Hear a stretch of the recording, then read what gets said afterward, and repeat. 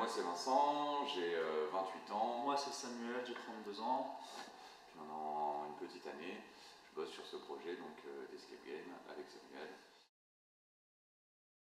L'origine est très simple, c'est-à-dire que je suis parti en week-end à Londres voir Samuel et on a cherché une activité à faire là-bas. On est tombé donc sur ClueQuest qu'on a fait, on a adoré le concept. Moi j'avais de mon côté envie de monter une entreprise, Samuel lui avait aussi ces envies-là et de revenir sur l'île. Et comme on adorait ce concept-là, on s'est dit que voilà, c'était quelque chose de nouveau, de novateur, de fun, un secteur dans lequel on avait vraiment envie de travailler. On s'est lancé. Pour l'instant on a 2 énigmes. La première, donc, on a ouvert en novembre quand on a ouvert Get Out Lille. C'était la Panic Room. C'est en 1963, juste après l'assassinat de Kennedy.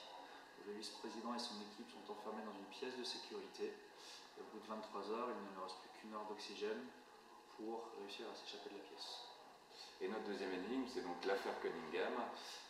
Les participants sont des détectives de Scotland Yard et leur patron a disparu. Ils vont devoir enquêter dans le bureau de leur patron.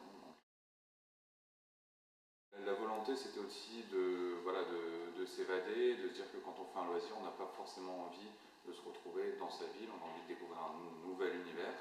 Et puis il y avait cette volonté aussi sur notre première énigme de partir d'un fait historique. On avait envie de faire quelque chose dans les années 60, parce qu'on avait vu que c'était quelque chose qui n'avait pas forcément été fait. Et le fait le plus marquant des années 60, c'est clairement l'assassinat de Kennedy. Donc on voulait partir de cette affaire-là. Nous, quand on a commencé à travailler sur Get Out, l'idée c'était déjà pour nous, qu'est-ce qui s'attache ou qui se rapproche le plus de l'univers des énigmes et tout ça. Donc déjà c'était Sherlock Holmes, ce qui pour nous est assez logique, donc d'où le Get Out avec le logo Sherlock et tout ça. Après, on ne voulait pas proposer aux personnes qui viennent vivre l'expérience ici juste de faire un jeu, d'être enfermé pendant 60 minutes. On voulait vraiment qu'ils vivent une expérience de A à Z, que ce soit par le site internet, d'où l'idée d'avoir un site internet vraiment travaillé. Après, l'email qui nous reçoit en confirmation, on est en train de mettre différentes choses en place justement pour cette immersion dans l'expérience. Et après, l'idée c'était qu'ils viennent sur place et qu'ils rentrent vraiment dans l'univers Get Out, qu'ils ouvrent la porte et qu'ils changent d'époque en fait.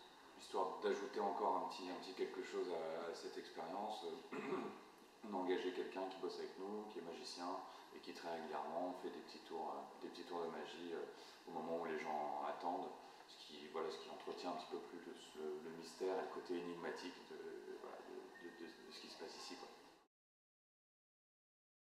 La principale nouveauté, c'est l'ouverture d'un deuxième Get Out à Reims, qui va présenter dans un premier temps 2 salles, une salle sur l'affaire Cunningham, une salle sur la Panic Room, mais qui dispose déjà d'une 3e salle. On attend encore un petit peu pour voir quelle énigme on va ajouter dessus. Est-ce que ce sera une nouvelle? Est-ce qu'on va doubler l'une des 2 salles? Ça, pour l'instant, on attend de voir un peu le retour des joueurs. Après, nous, on a plusieurs axes de développement. On est en train de réfléchir à la possibilité d'ouvrir une 2e structure sur la métropole lilloise. Pour s'étendre un peu, pour proposer des nouvelles énigmes, parce qu'on a quand même beaucoup de demandes. On reçoit régulièrement des mails sur l'arrivée des prochaines énigmes, sur tout ça, donc on voudrait pouvoir répondre à cette demande. On met 10 minutes? Ouais, 10 minutes, une petite dizaine de minutes. Ouais. Ça correspond au temps du briefing en fait. Pendant le briefing, il y a quelqu'un qui range une pièce de A à Z.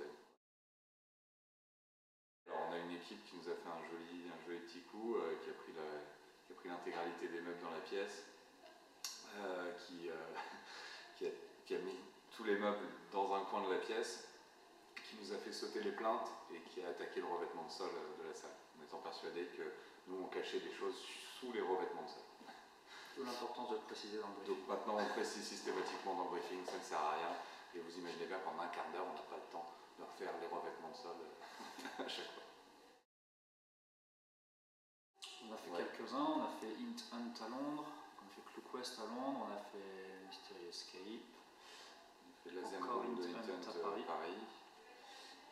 Prisoners. On a fait Prisoners, Team Break. Non, c'est tout, je crois. Et on se prévoit une autre journée très prochainement pour en faire encore à Bruxelles et Paris. seul pour l'instant dont on n'est pas sorti, c'est les versions l'Elyséum. test. Ouais, c'est l'Elyséum de Prisoners, mais qu'on avait fait en bêta test. Donc on se dit que ça compte pas. On se rassure comme ça.